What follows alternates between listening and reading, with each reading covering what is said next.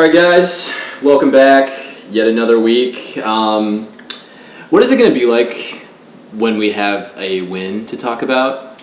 I don't know if I don't think it's going to happen. 0-17. Are we going to be the first 0-17 team in NFL history? It's a great question. So I had a conscious thought. So we're actually recording Thursday night. So the Lions are playing right now. It's halftime. The score is 27-3, and for so long, the Lions were the butt of every joke. Oh yeah. Right? They were just couldn't figure it out. Drafted horrifically.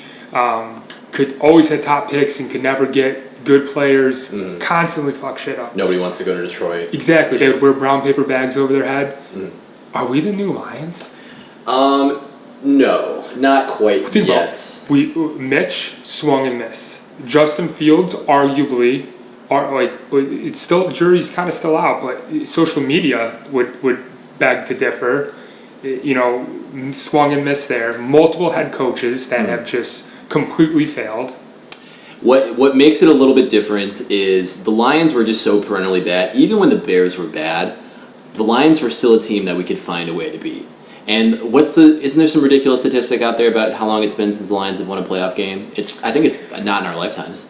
I think you're right on that, but I think that's going to change soon. Right. I really do. I think the Lions are legit this year, but I just feel like some team has to be the worst in the NFL, and I'm starting to feel like, I'm not saying the Bears are the worst ran organization in the league, but I'm getting some Detroit Lions in the early 2000s, mid 2000s vibes right now. The last playoff win for the Lions was 1991. So I was alive. That is misery. Yes, I was barely alive. Yeah, you were. Oh, maybe not. Shorter season back then. I don't know, but it's been a long damn time. That is a lot of longevity. Oh, give us the date. That was January 5th, 1992. Oh, 92. Okay. So I was just under a year old. Yeah. That is some longevity of misery that the Bears don't quite have. Sure, the Bears haven't been really good in a while, but even the Trubisky years, we made it to a playoff game. We were contenders that year. I mean, truly. Yeah, it was fun. Anyway, I want to do really quickly, just an aside before we get into it. We were talking a little bit about Nick Chubb last week and his injury. Did you hear the official diagnosis? No. It's just MCL. Oh, I did. Yeah. Yeah. Did you hear that? I mean, I was just kind of hearsay. I guess I haven't confirmed it. Yeah. But I was talking. So I was at a work outing, and I was talking to a couple of doctors in the other specialties. I was talking with some ortho guys, and we were talking about how gruesome the injury was. And I was like, "Well, did you hear what it was?" To the ortho guy, and he goes, "What?" He's like, "Oh, just an MCL." And he just kind of gives me a look and he says to me, "I think Nick Chubb's agent read that MRI."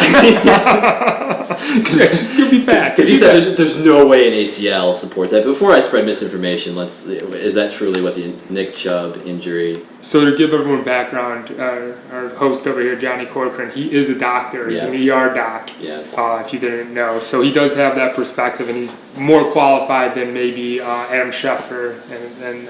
Well, certainly not the one to be fixing Nick Chubb, but Nick Chubb's torn only. How qualified is believed? That's a qualified statement. I don't know. Yeah, but I think that's because the ESPN wrote it. And they probably don't understand the magic that kind of goes into making these diagnoses, that there's actually an image where you see. Yeah. I don't know. But yeah, it doesn't seem super legit to me. His knee was at a 90-degree angle. Yeah, it was really sad. I feel really bad for Nick. I do too. But I don't know. Maybe he'll come back. We'll see. Seems like the Bears would probably sign him and he'd come back. You know what? Two or three years from now, when the Bears need a little bit of excitement, Nick Chubb's still alive. We'll take him up. All right. So I'm perfectly honest with you. I think you're gonna have to lead the way on this. I've watched some of the tape.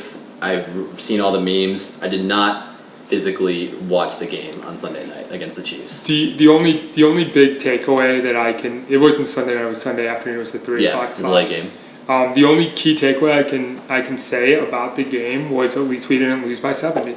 Yeah. That's the only positive I can even say about it. Right. It was atrocious from start to finish. Even leading up to the game, there were all the stats this is the first time in NFL history that the active quarterback with the highest winning percentage is playing the lowest winning percentage quarterback. And exactly what you would expect happened. It was an absolute dick down. Exactly. It literally looked like it was it was a college football team playing an NFL football. And it was 41-0, right? The 10 points. Yeah, it was at halftime? Yeah, at halftime it was like, I don't know, 27. But they scored 41 unanswered. Yeah. Yeah, so it was a complete beatdown. Those 10 points were completely irrelevant. It was something I specifically remember was at halftime. The Bears are they almost scored almost at halftime, and they ended up giving the ball back to the Chiefs with 41 seconds.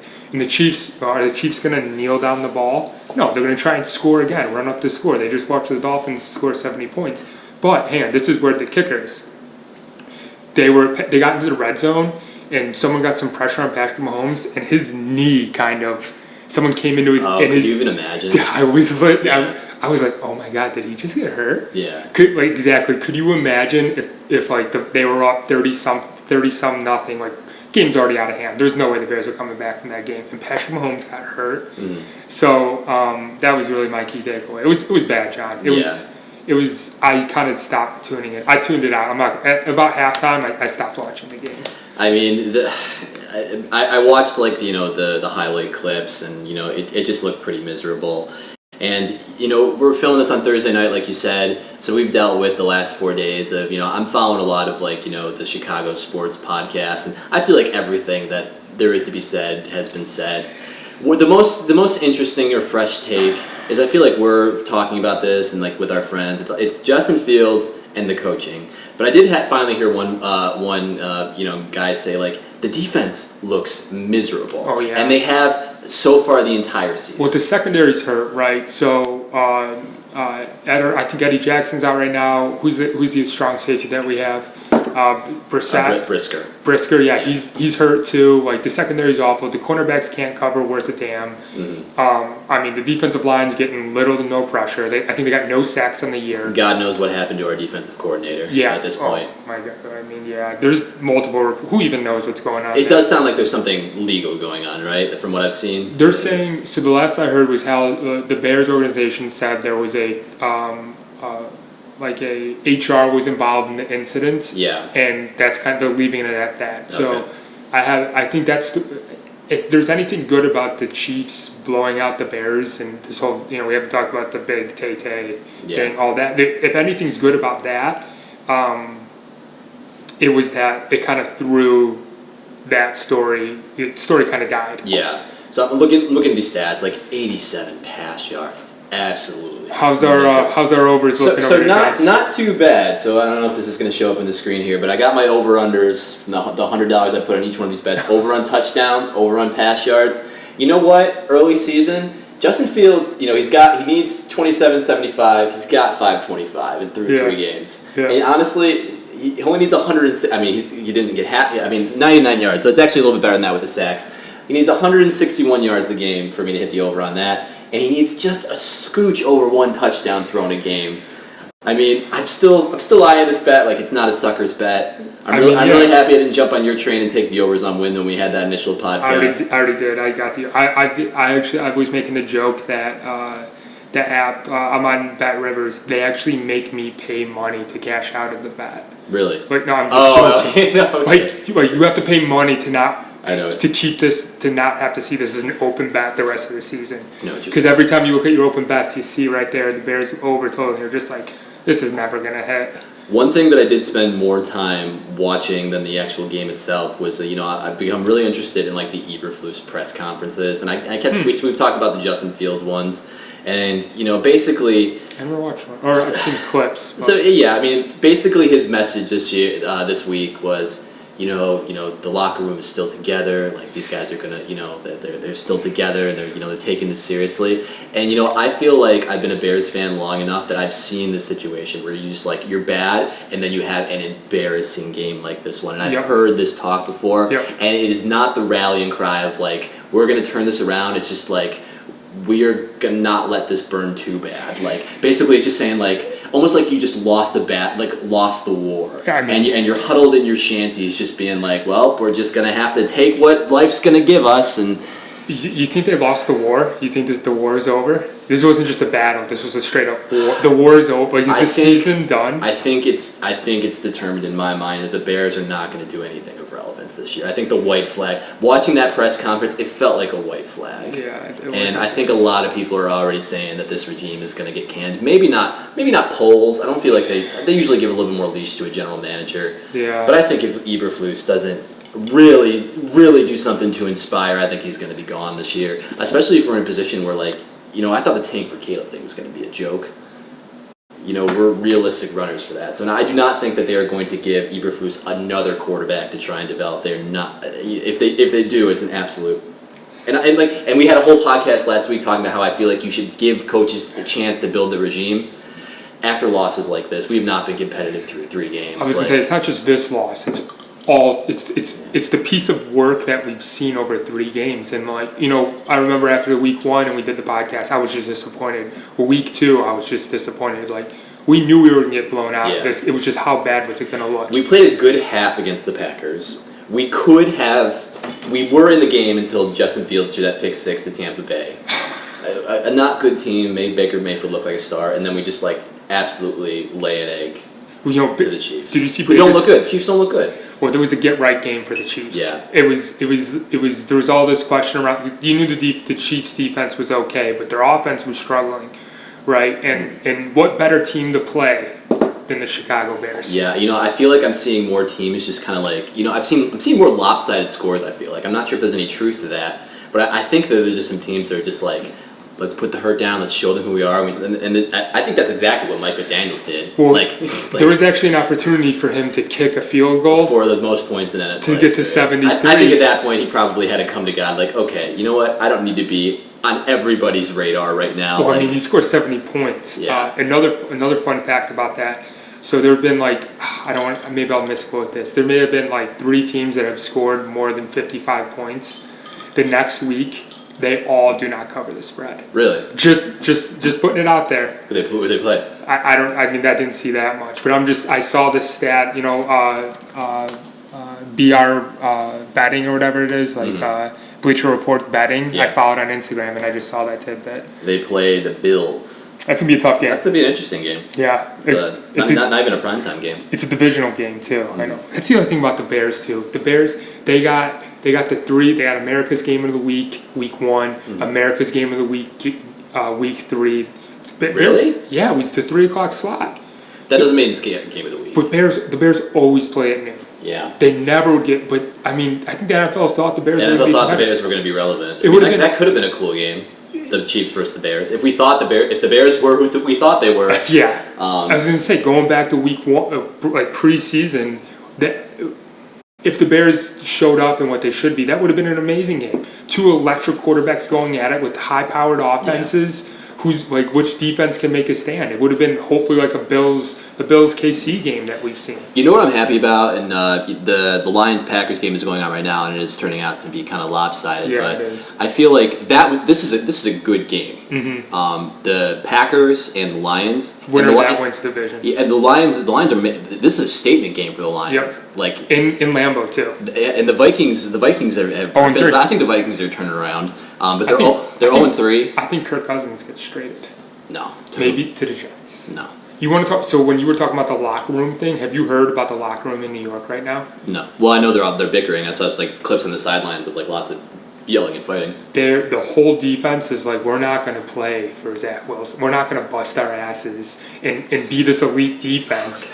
But if Eberflus is telling the truth, and at least we're not hearing the same reports about Justin, right? About coming out of what defense could stand up to begin with, mm-hmm. right? But at least we're not hearing those reports in New York, and the defense is what are we playing for when we're having this little kid from BYU that can't play football? But you know what? I don't super care that the locker room is together and no one is bickering. You want some? The Jets defense, we want to win. Exactly. And we are not in a position to win. Yeah, you just want someone to come in there and be like, come on, what are we doing? That's why I'm seeing these press conferences just such a white flag, because I just feel like no one on this Bears team, I think everyone's eyeing the door. If I'm Justin Fields, I feel like, I'm looking, where's my agent going to land me next year? Did you hear about, to that point too, did you hear about Caleb Williams, what his dad said? He says if he's going to get drafted by an organization that doesn't want to play for him, he's just going to stay in college another year. Oh, does he? So he's a junior? He's a junior. That sucks. But think about it though, if I'm Caleb Williams, You just don't. As an organization, like you spend your first round pick and he doesn't want to play for you. Yeah, so I mean, you don't get one. You don't get anybody. John Elway did that. So did Eli Manning.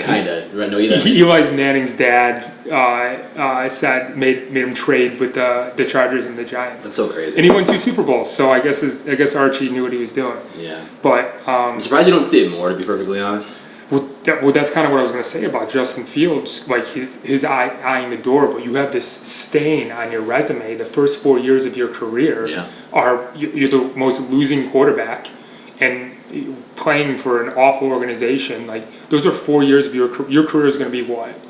10 years, 12 years max. Yeah. If he doesn't show some flash, he's going to be holding the clipboard for a couple of years. He's going to be a Mitch. Yeah. Mitch is in Pittsburgh just waiting for an opportunity, and you know what? Mitch was probably going to be a backup quarterback anyways.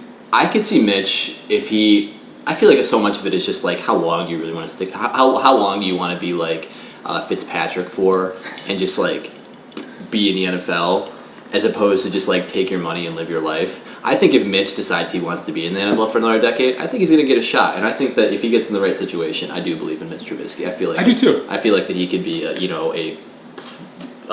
playoff berth quarterback. You hate to say the phrase game manager, but like I feel like at Mitch's stage in his career, if he's going to get an opportunity to play in the game, like I think he knows what he is and what he's not. Yeah. And all you have to do is just don't turn the ball over. You don't have to make unbelievable plays. Just play your game. Like I think a good example would be Jimmy G. I think Jimmy G's trying too hard in the Raiders, and he's blowing it. Yeah, and I think Mitch Trubisky has less talent around him than Justin Fields does now. That's a great point. I mean, Allen Robinson, like Mitch Trubisky had good chemistry with Allen Robinson, and all of a sudden they feel like Allen Robinson had the resurgence. Yeah. But that was the Bears' best wide receiver. Allen Robinson was washed. Justin Fields comes in with Allen Robinson, does nothing. Well, Allen Robinson had the ACL. He was a Pro Bowler in Jacksonville. Then he tore his ACL. Then the Bears signed him, and then he had a resurgence. Didn't he go to the Broncos for a couple of years? Maybe I'm thinking of somebody else. Yeah, I think you're thinking of. He went to the Rams. Did he do something at the Rams? No, I drafted him in fantasy, and he sucked. Guess where he is now? Where's he now? We just talked about the team. The Jets? Or we literally just talked about him. The Lions, the Packers? Pittsburgh. Oh, okay. With Mitch. They're both just waiting, man. So I guess that is I'm waving the white flag in the Bears season. Hopefully I'm wrong. Hopefully we can have at least a couple of exciting games. At least maybe something like last year. Yeah. We got the counter. It's been 338 days. Yeah, and some change. I said the other thing too. I think everyone's seen the meme, but I love to put it in perspective for how long that is. Every single team in the NFL has won a game since Elon Musk has bought Twitter, except for the Bears. Now, I don't know about you. I said this pre-show, but it feels like Elon Musk bought Twitter or X or whatever years ago, and that's why it hurts. It really puts it in perspective. Yeah, I wonder if I can. Oh, here it is. Oh yeah. That reminds me of that. Remember that like E-Bombs World? It does, yeah. End is the world. Yeah. Like you did, just like the way it's written, like this. Exactly, and it's like not a good circle, and it's That's sad. It is. So we'll see. What I do want to talk about. Take it. You probably don't watch South Park, and I don't really too much either. But there was an episode where Stan, one of the main characters, is like the coach of like a youth hockey team. It's like kind of like a Mighty Ducks type of parody. Cool. Nice. And like it becomes this big thing where like they're playing for like some dying kid, and they're trying to win. Yeah. And then they end up playing like the actual Colorado Avalanche and some like these kids. Yeah. And they just beat the shit out of them, and they lose. And then it's like, oh my god, like they lost. But then it kind of turned to the Colorado Avalanche, who are all like, it was like their victory story. I'm making it really bad. Continue. Basically, the Bears are the like NPCs in this story for most of America. Like the Bears just got shit on. Yep. Nobody cares. Yep. Everyone is just like, Taylor Swift, Travis Kelce, and it's like, and he caught a touchdown. Like. And I love Taylor Swift, and I think she's adorable in all these pictures. She's more than adorable. Yeah. She's kind of America's sweetheart, honestly.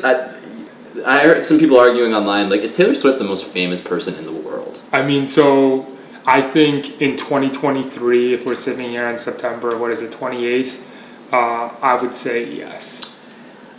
I would say my gut instinct says yes, but maybe that's a very like maybe Western viewpoint of us. Okay, so because like you look at like things like K-pop, Psy. Remember like Gangnam Style? Oh yeah. Like he's still playing for like coliseums in Asia. I guess it's a good qualification. So, it is a Western. Like I guess she's probably the most famous person in America and probably most of Europe. Yes, I would in Western culture she is number one. And the contenders would be that I've heard would be Barack Obama, Oprah, and would be Beyonce. Would be the three others that would contend. But I think Barack Obama hasn't been president for 12 years now. Mm-hmm. Not super. Oprah. When's the last thing Oprah did? Oh, I don't know. Yeah, I mean, Oprah's a billionaire though, right? Yeah, dude. Do you think so? I don't know. I know. I'm almost positive she's a billionaire. And then Beyonce.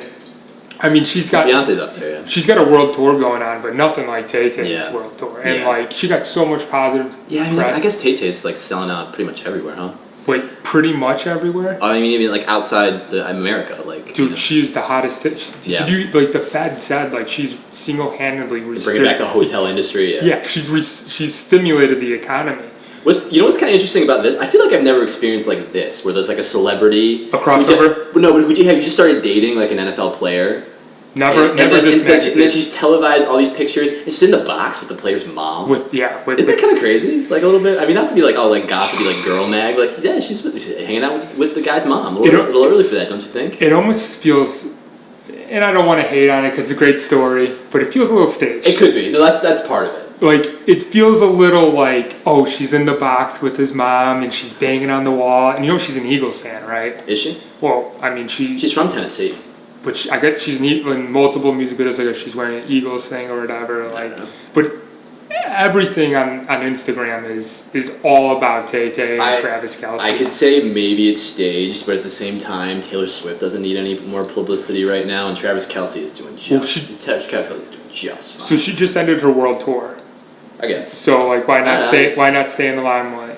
What I will say is, in the midst of just as I'm starting to get kind of annoyed by all of this. I think Travis Kelce did kind of put out a statement, just being like, "Hey, I'm not going to be like super vocal about this." Like when he's doing his podcast, he's like, "I really don't want to say. We're just going to see where this thing is going." That's cool. So I mean, either this was all just kind of staged and they just kind of let it die down, or maybe that they really are dating. He's just like, "Okay, I really don't want to be talking about my new girlfriend on a podcast where everyone's listening." So I mean, either way, I thought it was kind of fun, and it's just kind of a funny spin where the Bears are just kind of like the nobodies in this more overarching story. That's kind of like what the South Park thing was. It's like their team, they thought they were heroes in the story, and then they lost to the Colorado Avalanche, and then they cut to the Colorado Avalanche getting like their fairy tale movie ending. Where they're all hugging each other, and the dad comes out and just like, "You did it, son." Yeah, that's the real story. You ever felt like that in your real life, like where you're not the main character?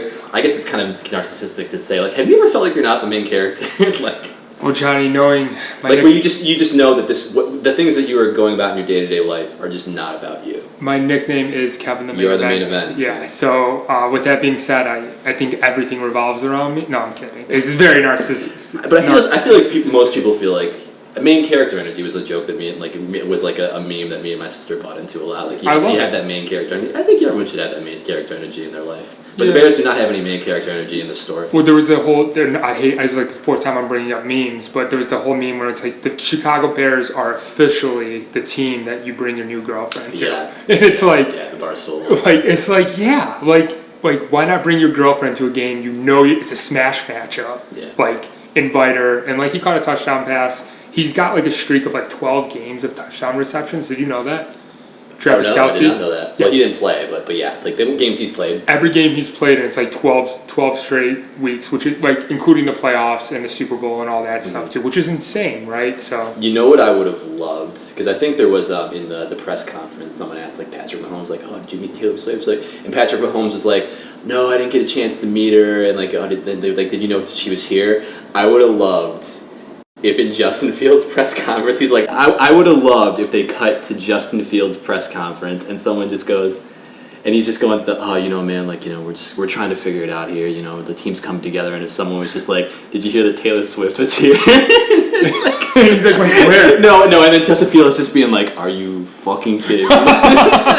I would have liked it. How do you respond to that question with the energy that's probably going on in that room? I would have liked it more if he would have been like, wait, what? Taylor Swift was here? Where was she? I want to meet her. Do you have a favorite Taylor Swift song? I like Folklore. I thought Folklore was that, like, I always kind of liked Taylor Swift, but then Folklore came out, and that was right there in the middle of COVID. Yeah. And I think that there was, if you remember during COVID, like, no new music was coming out. And I think, I'm not conspiracy or whatever, but I think that a lot of big record labels were like, you can't release an album because you can't tour the album, right? Oh. So that's what I was thinking, Maybe. right? Yeah, no, I could buy that. Right. So everyone was like holding back their music. But Taylor, in the middle of COVID, just drops this banger of an album. Yeah. Like we have it on vinyl, and I listen to it all the time. I think, and I don't really. Spotify has actually kind of ruined song names for me because like you don't remember them. I don't look at song names. I just put it on the album and I just listen to it straight through. Yeah. It's not like when you used to have the the iPod, and you would like actually pick a song. Yeah. Right? Or you're making a CD and you have to select your songs.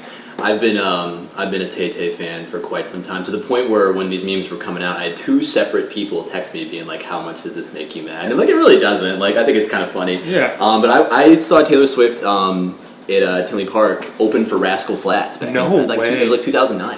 Wow. Yeah, she opened for Rascal Flatts. It was kind of like, they were kind of like a dual headliner. Sure. She was still pretty big at that point. But no, yeah, I loved her. I still do love her. It's a great story for football, and the last thing I'm going to bring up too, not the last thing, but I love the all those videos of the wives videotaping their husbands. Like, can you believe that Taylor Swift put this Travis Kelce guy on the map? Yeah. And the dad's like, are you serious? Like, the best tight end like in the game, arguably. Oh, I wonder if I find the one meme that here it is, that Barstool put out of just like this one where it says like Taylor Swift. Oh god, I'm having trouble. Taylor Swift fans watching their first NFL game. First of all, I just love these pictures of these little kids just beating the fuck out. Yeah. Oh God! All right, but we wanted to make one more thing, because we did mention it, that the Broncos, fortunately got beat even worse. They did. But by a good team. Yeah. Unlike the Kansas City Chiefs, which hot take are not a good team. I disagree. But I think they're coming out. I think you can't bet against the defending Super Bowl champ. You can't say they're not a good team until they're not a good team. So as a long-term fan, I guess the overarching question I wanted to answer is: would you rather be a diehard Broncos fan right now, or a diehard Bears fan right now? Ooh. Who's in a better situation?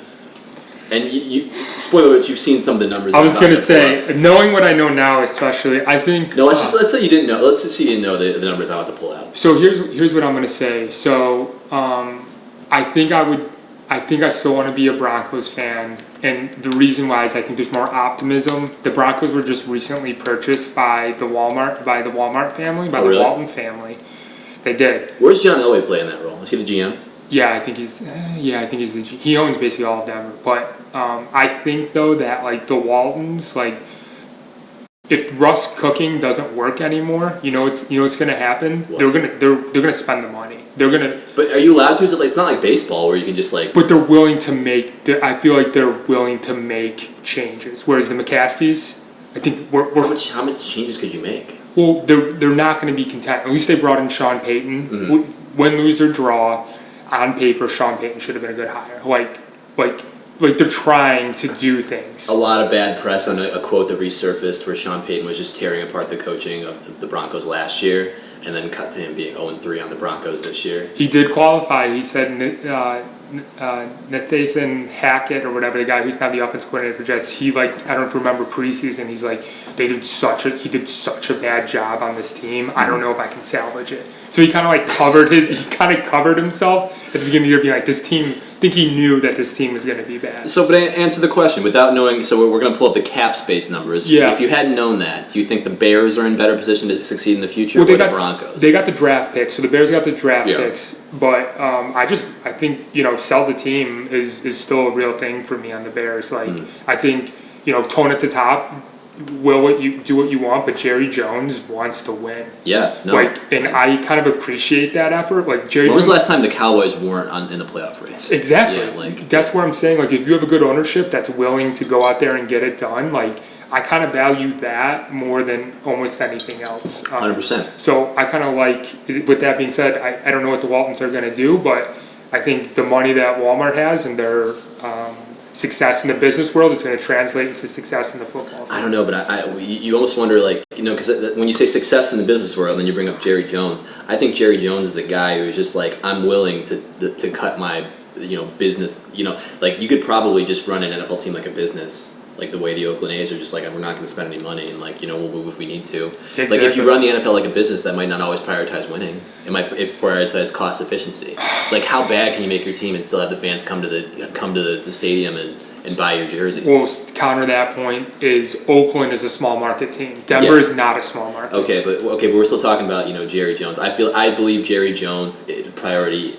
Obviously to make some money, but I think he does prioritize winning. Well, yeah. Which is, I wonder if the same is true of the McCaskies. Well, I don't. That's what I'm saying. I don't think they do. Yeah. I think they know whatever product they put on the field. If someone told me who's not a big football fan, they're like, why don't you guys just not go to the games?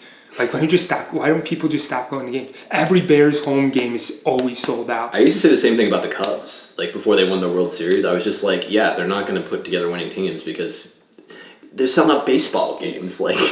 But that's the thing, though, is that and the Bears fans are actually true fans. It's not like Cubs fans. You go for a good time. You go to have a drink in the bleachers and sit in the sun. They have day games. It's a whole other appeal. But the Bears fans, they show up no matter what. And this guy told me, he said, "Why don't you guys just stop going?" And I was like, "Here's the thing. If I don't go, someone else is going to go. And if they don't go, someone else will go instead of them. And they sell out every game, even when they're atrocious. Sure, are they going to boo the crap out of them? Sure, are they going to... They're still showing up. Didn't I say last week in the podcast that, I'm going to go to the games and not spend any money? Oh, yeah. And I might just start stealing some shit off the walls? Fucking do it. Did I say that on the podcast? And then, not 3 days later, the story of someone breaking into Soldier Field, stealing $100,000 worth of equipment. I just said in our group chat that it was me. Yeah. I completely forgot about that story too. What a laughing stuff. Honestly, Taylor Swift helped the Bears more than anything. It kind of blew all the other stories about the Bears under the rug. I wonder what they stole. So I heard it was they stole a third party tractor equipment, lawn cutting stuff. Nothing cool. Would have been cool if they stole jerseys. What if the field is in total disrepair for this game and it's unplayable? That would be great.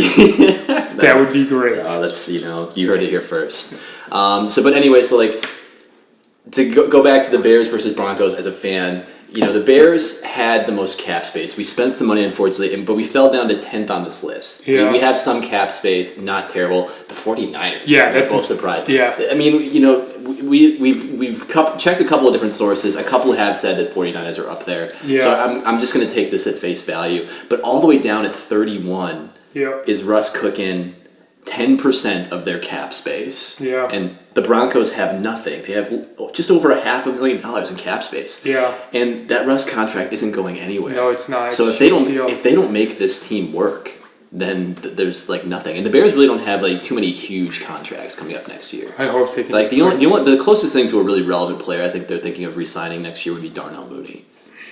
I don't even know if you want to re-sign him. Yeah. And what do the Broncos picks look like? Yeah. Broncos draft picks. Well, they traded away a ton of first-round picks for Russ. I bet. It was a huge trade, and they gave him the huge contract. Broncos updated order for picks of the 2024 draft. I love it. So they do have the pick. They have round 3, but they have the via the Saints. Sean Payton trade. Oh yeah, I think it's dependent upon how well Sean Payton does. You trade a coach? Yeah, they did. They traded a coach. What? Yeah. You know the first team I heard of doing that was? Different sport. What sport? It's basketball. The Bulls traded Tom Thibodeau to the really? Minnesota Timberwolves. I didn't know you could trade a coach. I didn't know either. So, I mean, the Broncos aren't in terrible draft pick position. They don't have a second-round pick, and they don't have a sixth-round pick. Wait, so really quick, going back to what's the difference of trading a player or a coach, both on their contract? I just never heard anyone doing it. Yeah, they do it. They traded. Do coaches count towards your cap space? No, that's a good point. They traded Doc Rivers to the Clippers too. Boston traded him to the Clippers. I guess I haven't been paying attention. It's more in basketball, I think. Interesting. All right. I mean, so what is the Bears situation? Bears got a great situation.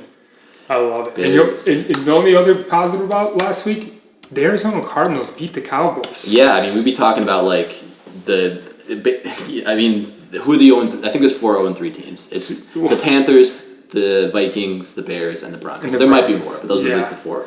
But yeah, the Cardinals, Dobbs pulls off. Who probably my early Super Bowl favorite, the Cowboys. Yeah, them are honestly. Miami's looking great. Yeah, no, now it's Miami. Even without the 70 spot, they just look like a really good offense. Yeah. Like, just Mike McDaniel's got him firing on all cylinders. Yeah. There's something I do want. Have you watched the Miami game yet? Have you seen the way that the offense, the way they run it? No, what specifically? So, like, they always I saw said something like 78% of their plays they have motion in them, and so like they'll always have someone in motion, and then they'll call hike. And then they're already running in motion, so they're getting like a head start. Remember Canadian football? How you used to be able to get a head start. So it reminds me of that. So they're like running already full speed. Then they call it's like a jet motion, and then they're already running full speed. So they call hike. It's awesome, and Tyreek Hill's so fast, anyways. And then I saw a few penalties this weekend where someone goes in motion and they don't stop and they don't set for long, like a full second, and they call a penalty. And I'm like, it reminds me of the same thing as when Aaron Rodgers used to get all those free plays. Remember when he gets someone to jump and he throws it deep? And I'm like, then the Bears would do it, right? They get someone to jump and they call the play dead. And I'm like, well, what's the difference? I don't. Sometimes I feel like the NFL, like the referees favor a certain team or a certain. I can't comment on that because I'm not seeing like the motion that you're talking about. Watch the Dolphins next time. So the Bears had 2 first-round picks. Right now, the Panthers are a top 5 pick. Oh yeah. And we got a 4th from the Eagles. So, searching for reasons for optimism. Like I said, I think the white flag has been raised. But do the Bears still have space to rebuild? I was kind of disappointed that they dropped down to 10th in cap space because they were like well and above everybody else beforehand. But we'll see the way this season plays out. John, what disappoints me? We don't have a 6 and a 7, so we can't find our Tom Brady or our Brock Purdy. Nope, we're not going to get a Mr. we're not going to get a Mr. Irrelevant, unfortunately. I mean, that's where you find the diamonds in the rough. No, I mean, first round picks, ideally, Caleb Williams, tank for Caleb. Caleb, are you on the train now? I don't know anything about Caleb Williams, man. Dude, he is electric. And to go back to your point before, I don't think the Bears are so bad that Caleb Williams would refuse to play here. Because we're a big market. But just think about, we've ruined 2 quarterbacks. I don't think we ruined 2 quarterbacks. Well, I mean, two top picks, top 10 picks. Justin Fields, wasn't he the 4th quarterback off the board in his draft? Yeah, but he was his top 10 picks though. No, he wasn't. He was 11. Oh. That was part of the reason. I think he was 11. That was part of the reason why he was mean mugging when he got drafted. I think he was disappointed he fell from the top 10. That draft class, by the way, like Trevor Lawrence was in that draft class, Zach Wilson was in that draft class, Trey Lance was in that draft class. Yeah. Talk about a bunch of busts. Yeah. Like, I mean, Trevor Lawrence was the only one people were super hyped about. I mean, yeah. Was Zach Wilson, where's he from? BYU? I thought so, yeah. Trey Lance from North Dakota State, and then OSU for... North Dakota State?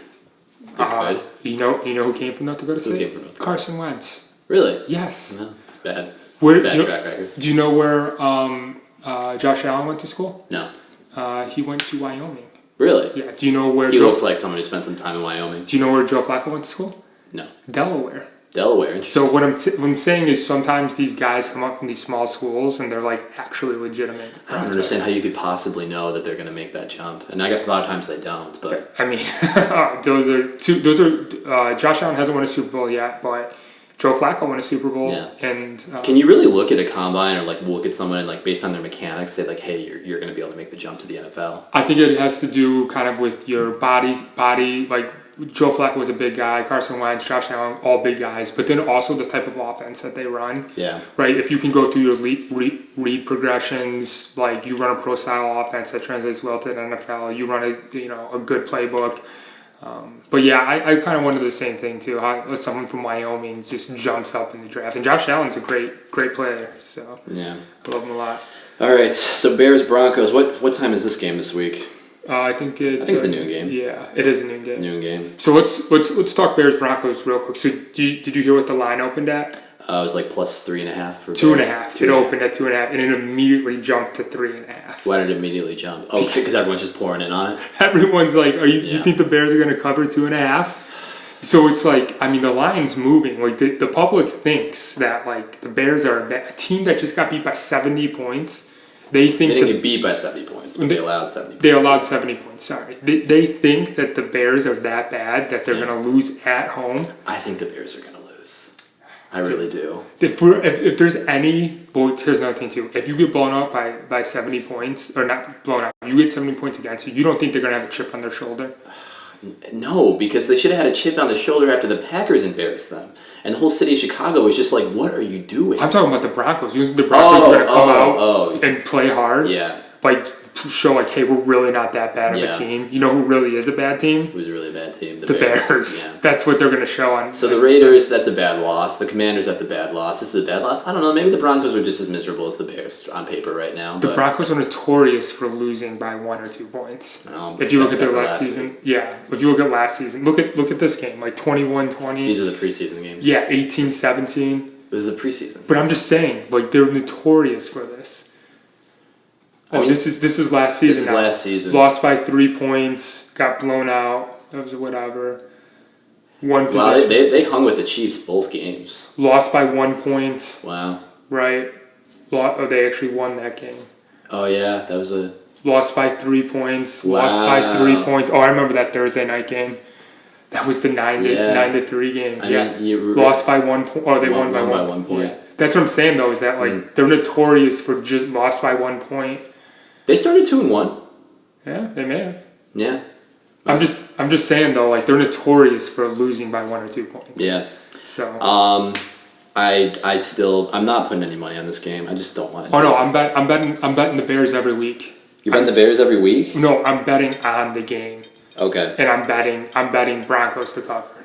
I think I probably will too. Yeah. I'm not sure if I'm going to. I'll put some units on it. I mean, it's been easy money. Last season too. Last season was I think the Bears are good at covering. I would bet money line against the Bears every game last year. Mm-hmm. Right? But now you're saying they're not even going to cover. I don't think they're going to cover. Yeah, they don't cover. Yeah. I mean, it'll be an interesting game. Two bad teams. See who's worse. It'd be awful. Yeah. They should flex this to. I guess you can't flex it. Flex it to London. Yeah, flex it to London. No, they're sending good teams over. Flex it to Mexico City. Mexico City. That's not a good joke. No, I'm kidding. I don't know much about Mexico City. Well, they're trying to expand the game. They're actually sending over good teams now. To London? Yeah. Did they have any games in London this year? I haven't seen any. They have one. The one in Germany, I think, is KC and. Germany? Yeah, there's this first game they're playing in Munich, Germany. It's just like. They want to expand the game, man. I just don't feel like. I mean, I've heard people say they want to put like an NFL team over in London. The logistically, I just don't think it would ever work. Do you know who they? Well, I've heard. And these games are happening at like what time in the morning over in London? It's 8 o'clock our time. No, but like our games, what time do they happen? If a casual viewer in London wanted 7 hours ahead? Yeah, so I think 8 a.m. our time would be then what, like 3 o'clock their time? No, but the game is happening at noon, so I guess every game is like a prime. The early shift games are probably like their prime. Yeah. You're saying for them, what's at 12 o'clock? If they wanted to actually be into the NFL and watch the NFL games, so they're catching them pretty late at night. You know what's interesting? So I had a buddy when I worked at RSM. He was from London. He came over here, and I met a bunch of his friends or whatever. And they were all Packers fans. Really? Do you know why they're Packers fans? Why? Because the year that they decided to start watching football, the Packers won the Super Bowl. How do you decide that's who you're going to be a fan of and look yourself in the mirror and not realize what a fucking asshole you are? They don't know. Like, I start watching a sport, they're the team that won, so I guess I'm going to root for them. Well, if you had to pick a rugby football team, how are you going to pick your rugby football team? I don't know. I think I'd probably start from a place of, like, I like the personalities of the players. Are you going to invest that much? Do you have that much time? Your baby monitor was going off earlier. You got time to invest into a rugby team? Yeah, but no, I think as as a show of good faith, if you're going to get into a sport, you can't just become a fan of the team that's the best when you start watching. No, that's what I would do. No. Why not? Why? How fun is it to be Bears fan? You need to earn it. How awful is this? Yeah. We're sitting here talking about let's go 0-17 and get Caleb. But you need to earn it. Yeah, you need to like go through the pain. It's almost like when like you're getting your starter kit. Yeah, you're getting your starter kit. That's Bears mentality. I think that's a Bears mentality right there. Because you know what, like when the Blackhawks went on their run, you know, I was certainly a bandwagon. Sure, yeah. And I had fun watching those games. It certainly didn't mean as much to me as someone who watched the Blackhawks when they wouldn't even be televised on TV. Yeah, I was gonna say they didn't even like how much more does that mean to you when they win like that? I mean, yeah, it's a bigger deal. But they got Connor Bernard now. He's gonna be a player. Maybe we can just do a podcast about Connor Bedard in a couple of weeks. I don't know enough about him. I just know he's a humble kid. Yeah, we'll see. Looks good. That's about all I got to say about this week. Well, so I'm not picking the Bears to cover. Hopefully we get a couple more shots of Taylor Swift at MetLife Stadium. Yeah. MetLife, yeah. She's going to New York. The last thing I want to say about Taylor Swift, did you see she got pushed out in a... I've heard people say that, and it's probably true, yeah. And then, like, the girl in the back, was that just Taylor? Like, I'm probably going to cringe when I look back at this and see how long we talk about Taylor Swift, as will, like, the 6 people watching this. 7, we'll see. Maybe 8. All right. Well, anyway, thank you all for watching. Go Bears. Like and subscribe if you haven't already. I know average viewer watches about 9 minutes of these videos, so you're long gone. But if you're still here, 100 subscribers, and Kevin will give you $100. I'll give you more than $100. I'll give you $101. You heard it here first, guys. See you later. Thanks. A lot of tay-tay. It was fun, though. I mean... 48 minutes, man.